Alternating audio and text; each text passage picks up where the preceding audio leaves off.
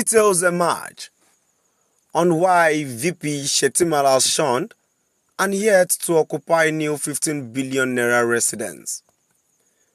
My dear listeners, from wherever you're listening from, here is another interesting news we bring to your listening ears today. Kindly please ensure you like, subscribe to this channel and share. And please stay tuned as I read today's news.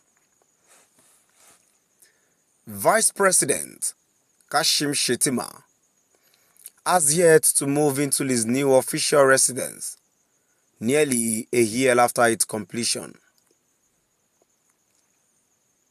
The residence was commissioned by President Bola Ahmed Tinubu on June 7, 2024. It was built at the cost of 21 billion naira after 14 years since the contract for the building was awarded. It should be recalled that there was an initial approval of 7 billion naira for the residence in 2010 and an additional 15 billion naira sanctioned by the National Assembly in November 2023. However, since its construction, the Vice President has yet to leave a day in the building. Sources familiar with the matter have revealed that security concerns are the primary reason for the delay. According to sources, the location of the residence is not ideal for a high-profile national public officer like the Vice President. This has raised concerns about the safety and security of the Vice President and his family. However, these claims have not been officially confirmed. The official residence, handed over to the presidency by the Federal Capital Territory FCT administration, has been quiet. As reported by Daily Trust, a visit to the residence on January 31, 2025 revealed only a few plainclothes security operatives manning the house with no signs of activity in the vicinity. The Federal Capital Development Authority (FCDA) has confirmed that the wall components on the Vice President's residence have been completed and handed over to the presidency. My dear listeners, now I've come to the end of our today's news.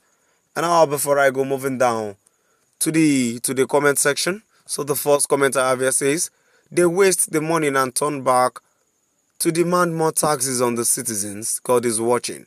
A response to that says all these problems was caused by El-Rufai that Obasanjo gave power to insult his elders' ends in order to embarrass Atiku. He relocated the VP residence and put the chief judge there. If you look at the two locations, you will know that the chief judge ought not to be there. Another comment here says, if the government knew that the position where the vice president resident was placed isn't good enough, why completing it with such amount of money? And after spending such huge sums, and they are now talking about security risk on where the residence is sited. A comment to says waste of money. Wicked is just using projects to loot just like he did in Rivers. Another comment here, which I will says, Nigerians are so docile that anything dished out to them by government, even the most absurd, is acceptable. All the comments here are let them continue to waste taxpayers' money, and then the government continues to waste money on presidential yacht, presidential jet, Tinubu's unending private visits to France, etc. The people get what they deserve, and both Buhari and Tinubu is dishing it out in quantum to conquered and resigned, and in the process impoverishing more A+ citizens. A last comment here says, very wasteful government, just an avenue to steal public funds. You don't give dogs a meat guide for you, you only come back to meat bones. My dear listeners, that would be all for today. And a quick one here before I go. I do not see any reasons why they are bringing this up. I just feel deep. These people are just trying. This is another logic just to embezzle the Nigerians' money. But for how long do we really need to continue doing this?